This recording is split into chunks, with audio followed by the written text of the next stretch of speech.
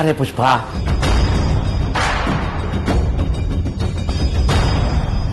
ನಾನು ಫೋನ್ ಮಾಡ್ತಿದ್ದಾಳೆ.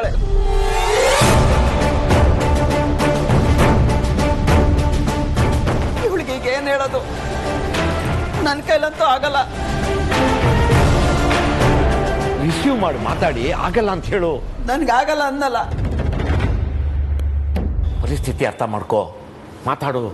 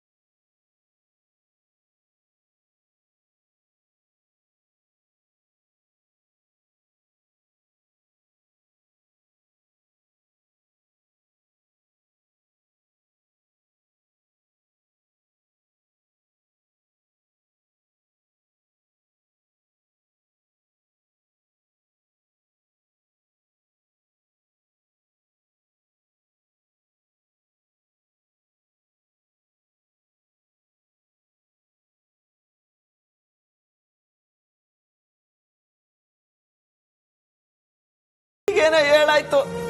ಈಗ ಎಷ್ಟು ದಿನ ತೇಪಾಕದ ಹೇಳು? ಸತ್ಯ ಗೊತ್ತಾದ್ರೆ ಅವಳಿಗೆ ನಿನ್ನ ಕ್ಷಮಿಸ್ತಾಳ?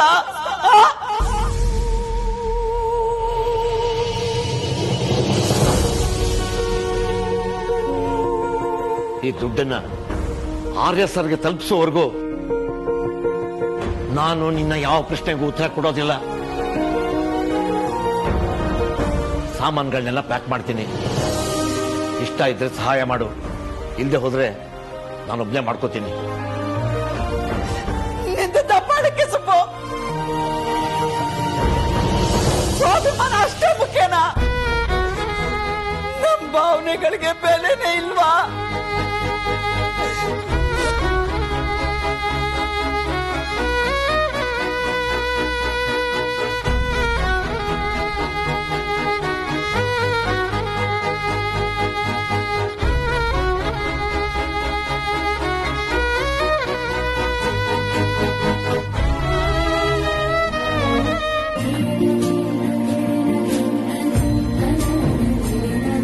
ओम सुमुखाय नमः, ओम एकदंताय नमः, ओम कपिलाय नमः, ओम गजकर्णिकाय नमः, ओम लंबोदराय नमः, ओम विकटाय नमः, ओम विघ्नराजाय नमः, ओम धूमकेतवे नमः, ओम गणाध्यक्षाय नमः, ओम बालचंद्राय नमः, ओम मूषकवाहनाय नमः, ओम कुमारगुरवे नमः, ओम सर्वसिद्धिप्रदायकाय नमः, ओम सर्वविघ्ननिवारक श्री महागणपतये नमः. नाम पूजां समर्पयामि.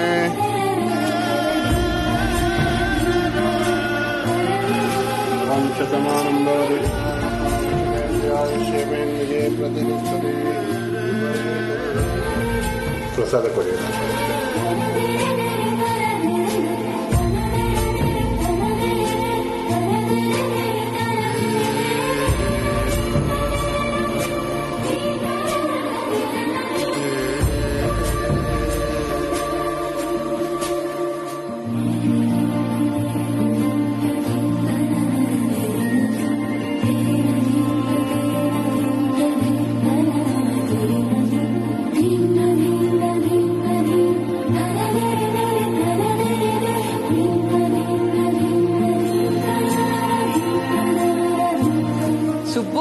ಪುಷ್ಪ ಇದ್ದಿದ್ರೆ ಚೆನ್ನಾಗಿರ್ತಿತ್ತು.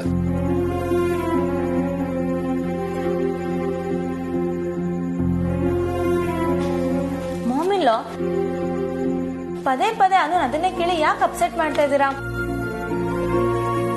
ಆಯ್ನು ಅಪ್ಪ ಅಮ್ಮ ಇಲ್ಲ ಅಂತಂದ್ರೆ ಹೇಗ್ ಫೀಲ್ ಆಗುತ್ತೆ ಅಂತ.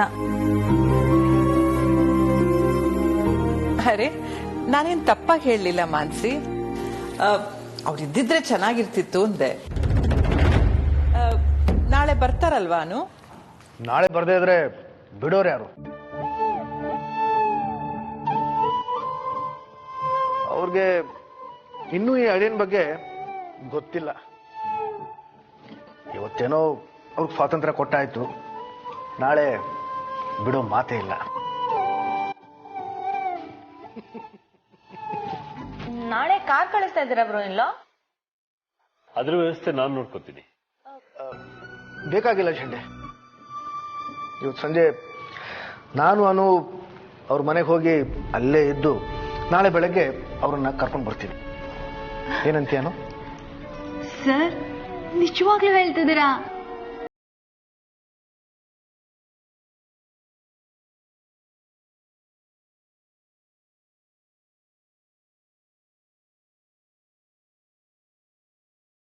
ನೋನೋ, ದಾದಾ ಸೀರಿಯಸ್ ಆಗಿ ಹೇಳ್ತಿದ್ದಾರೆ. ನಂಗಂತೂ ಓಕೆ ಸರ್, ನಾನ್ ರೆಡಿ. ಅವ್ರ ಮನೆಗೆ ಹೋಗೋದು ಅಂದ್ರೆ ಎಷ್ಟು ಖುಷಿ ಅಲ್ವಾನು?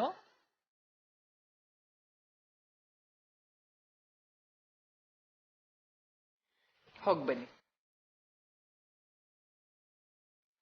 ನಂಗೇನ್ ಖುಷಿ ಕೊಡುತ್ತೋ ಅದನ್ನ ನಾನು ಕೇಳೋದಕ್ಕೂ ಮೊದಲೇ ಮಾಡ್ತೀರಾ ಅಲ್ವಾ? ಹೆಂಡತಿಯನ್ನ ಕೇಳಿ ಸಂತೋಷ ಕೊಡೋದು ಸಾತ್ವಿಕ. ದಾದಾ, ಕೇಳದೆ ಖುಷಿ ಪಡಿಸೋದು ರೋಮಾಂಚಕ.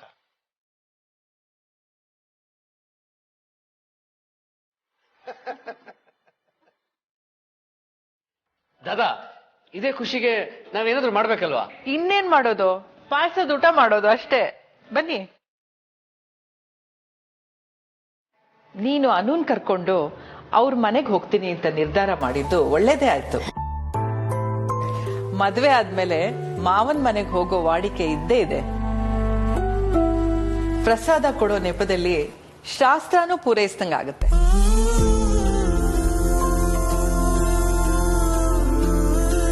ಸರಿ, ಹಾಗಾದ್ರೆ ನಾನು ಅಮ್ಮಂಗೆ ಈಗಲೇ ಕಾಲ್ ಮಾಡಿ ಹೇಳ್ತೀನಿ.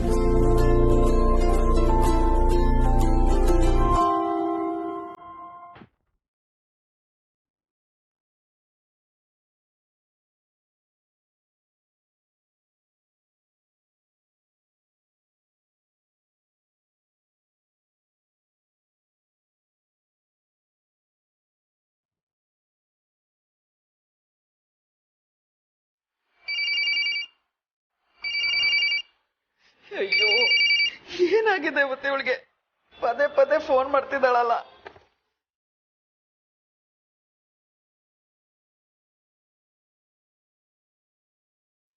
ಹಲೋ ಹಲೋ ಅಮ್ಮ, ನಿಂಗೊಂದು ಗುಡ್ ನ್ಯೂಸ್. ಅಮ್ಮ, ಗೆಸ್ ಮಾಡು ನೋಡೋಣ. ಏನ್ ಗುಡ್ ನ್ಯೂಸ್ ಅನು? ಅಮ್ಮ, ನಾನು ಇಷ್ಟೊಂದು ಜೋಶಲ್ಲಿ ಮಾತಾಡ್ತಿದ್ದೀನಿ, ನೀನ್ ನೋಡಿದ್ರೆ ಇಷ್ಟೊಂದು ಡಲ್ ಆಗಿ ಮಾತಾಡ್ತಿದ್ಯಲ್ಲ, ಯಾಕಮ್ಮ? ಏನಾಯ್ತು? ಏನು ಇಲ್ಲ, ಏನಂತ ಹೇಳು. ಅಮ್ಮ, ಇವತ್ ಸಂಜೆ ನಾನು ಆರ್ಯ ಸರು ಮನೆಗ್ ಬರ್ತಿದೀವಿ.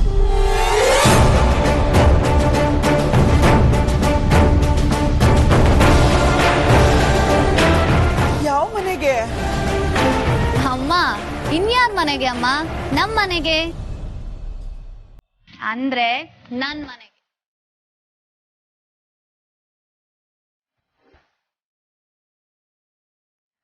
ಅಳಿಯಂದ್ರನ್ನ ಸ್ವಾಗತ ಮಾಡ್ಕೊಳ್ಳೋದಕ್ಕೆ ರೆಡಿ ಮಾಡ್ಕೋ. ಅಡ್ಗೇನು ಮಾಡಕ್ ಹೋಗ್ಬೇಡ ಅಮ್ಮ, ನಾನು ಬಂದ್ ನಿಂಗೆ ಹೆಲ್ಪ್ ಮಾಡ್ತೀನಿ. ಅನು, ಏನನು ದಿಢೀರಂತ? ದಿಢೀರಂತ ಬಂದ್ರೇನೆ ಅಲ್ವಮ್ಮ ಮಜಾ ಇರೋದು. ನಿಮ್ ಅಳಿಯಂದ್ರು ಹೀಗೇನೆ, ಎಲ್ಲ ದಿಢೀರಂತ ಪ್ಲಾನ್ಗಳೇ ಮಾಡೋದು. ಅಮ್ಮ, ಇವತ್ತು ನಾವ್ ಅಲ್ಲಿಗೆ ಬರ್ತೀವಿ, ನಾಳೆ ಎಲ್ರೂ ಒಟ್ಟಿಗೆ ಸೇರಿ ಇಲ್ಲಿಗೆ ಬರೋಣ, ಸರಿನಾ?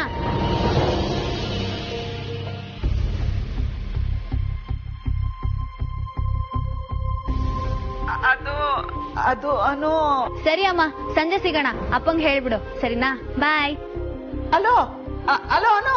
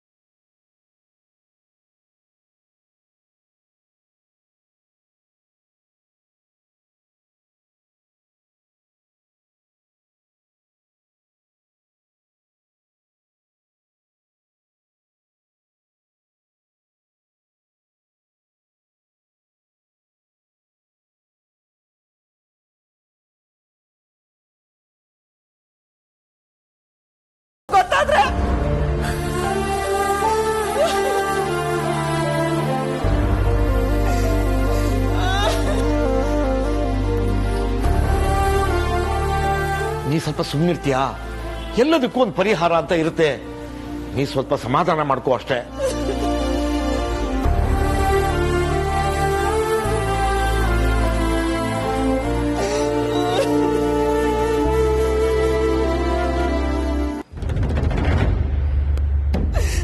ಮಗಳಿಗೆ ಮದುವೆ ಮಾಡಿ ಕೊಟ್ಟ ಮೇಲೆ ಮನೆ ಮಾರಕ್ ಕೊಟ್ಟಿದ್ಯಲ್ಲ,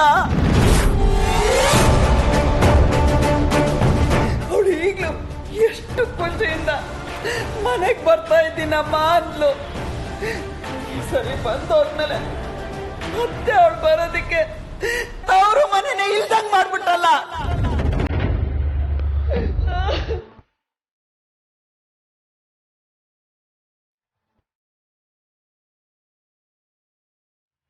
ಸಂಪತ್ ಬಾಯಲ್ಲಿ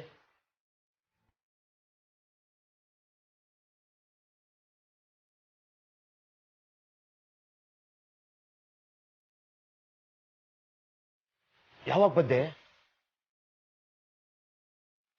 ಅದು ನಾನು ನಾವು ಮಾತಾಡಿದ್ದೆಲ್ಲ ಕೇಳಿಸ್ಕೊಂಬಿಟ್ಯಾ? ಯಾಕೆ ಮನೆ ಮಾರ್ತಿರೋದು? ಏನಾಯ್ತು? ಅದೆಲ್ಲ ಆಮೇಲೆ ಹೇಳ್ತೀನಿ. ಈ ವಿಷಯನ ಅನು ಹತ್ರ ಹೇಳಲ್ಲ ಅಂತ ಮಾತು ಕೊಡು. ನಿನಗೆ ನನ್ನ ಮೇಲೆ ಗೌರವ ಇದ್ರೆ ಮಾತು ಕೊಡು.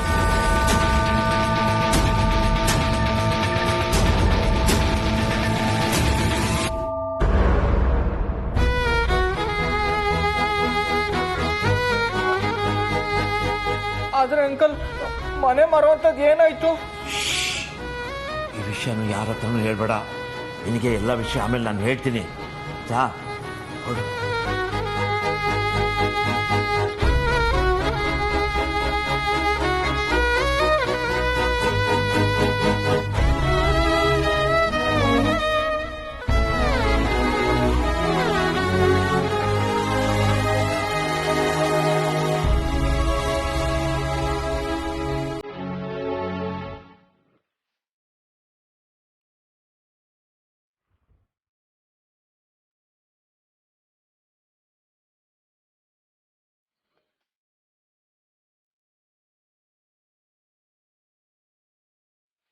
ನಂಬಿಕೆ 3 ಅಕ್ಷರದ ಪದ ನಮ್ಮ ಜೀವನನೇ ಬದಲಾಯಿಸ್ಬಿಡತ್ತೆ.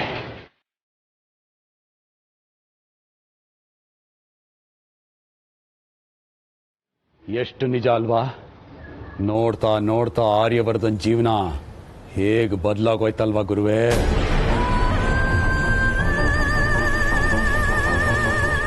ಮದುವೆ, ಪ್ರಸ್ತ, ಗಣಹೋಮ ಅಂತ ಸಂಸಾರದ ಸುಖದಲ್ಲಿ ತೇಲಾಡ್ತಾ ಇದ್ದಾನಲ್ಲ ಆ ಆರ್ಯವರ್ಧನ್, ಶಬಾಷ್!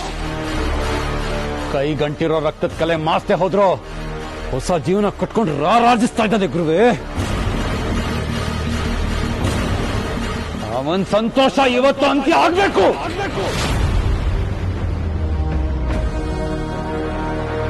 ಆರ್ಯವರ್ಧನ್ ಮುಖದಲ್ಲಿ ನಗು ಏನಾದ್ರು ಮೂಡಿದ್ರೆ ಅದು ಕೇವಲ ಫೋಟೋದಲ್ಲಿರ್ಬೇಕು. ಅರ್ಥ ಆಯ್ತು ಜಲಂಧರ, ನಡೀರಿ ಮತ್ತೆ.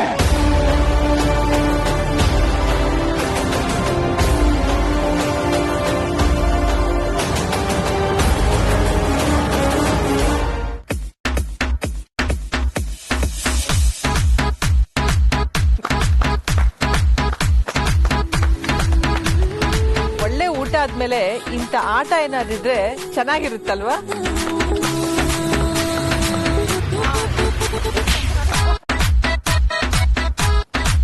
ಕೇಶವ, ಏನ್ ಯೋಚನೆ ಮಾಡ್ತಿದ್ಯಾ? ಏನಿಲ್ಲಮ್ಮ, ಆಟ ನೋಡ್ತಾ ಇದ್ದೆ. ಇದರಲ್ಲಿ ನಮ್ಮ ಆರ್ಯನೇ ಗೆಲ್ಲೋದು. ನೋ, ನಮ್ಮ ಮನುನೇ ಗೆಲ್ಲೋದು.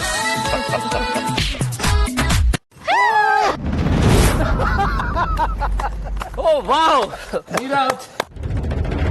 ನೀರಾ ಚೇರ್ನ ನಮ್ಮ ಫ್ರೆಂಡ್ ಹತ್ತಿಗೆ ಆಕ್ಯುಪೈ ಮಾಡ್ಕೊಂಡ್ಬಿಟ್ರು. ಕಂಗ್ರಾಟ್ಸ್. ವೆರಿ ಸಾರಿ ಮೀರಾ, ಬಾಯ್.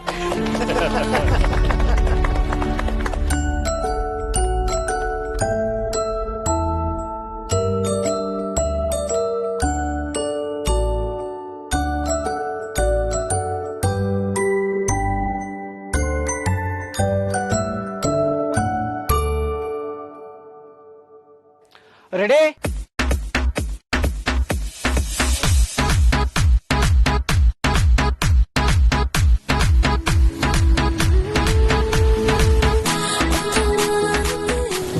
ಆಕ್ಯುಪೈ ಮಾಡ್ಕೊಂಡ್ಬಿಟ್ಲು ಜೇಂಡೆ.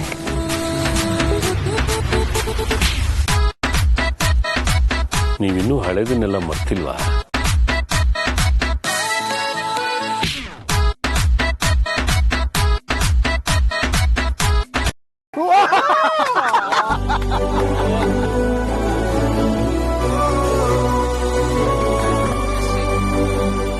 ಲೈಫ್ ಅಂದ್ರೆ ಇಷ್ಟ ಮಿರಾಜಿ, ಅದು ಒಂಥರ ಮ್ಯೂಸಿಕಲ್ ಚೇರ್ ಇದ್ದಾಗೆ.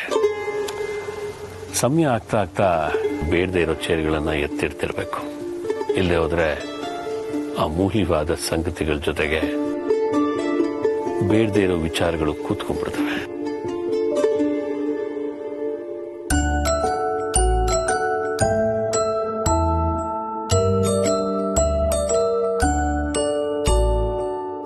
ಜೇಂಡೆ, ಫಿಲಾಸಫಿ ಹೇಳೋದಿಕ್ ಚಂದ, ಆದ್ರೆ ನಿಜವಾದ ಪ್ರೀತಿ ಆಗ್ಲಿ ದ್ವೇಷ ಆಗ್ಲಿ ಆಗೋದು ಒಂದೇ ಸಲ. ಹಾಗೇನಿಲ್ಲಪ್ಪ, ಎರಡನೇ ಬಾರಿನೂ ಪ್ರೀತಿ ಆಗ್ಬೋದು ಅಂತ ದೊಡ್ಡವ್ರು ಹೇಳ್ತಾರೆ. ಎರಡನೇ ಸಲ ಪ್ರೀತಿ ಆಗ್ಬಿಟ್ರೆ ಮೊದಲನೇ ಪ್ರೀತಿಗೆ ಬೆಲೆನೂ ಇರಲ್ಲ, ಅರ್ಥನೂ ಇರಲ್ಲ.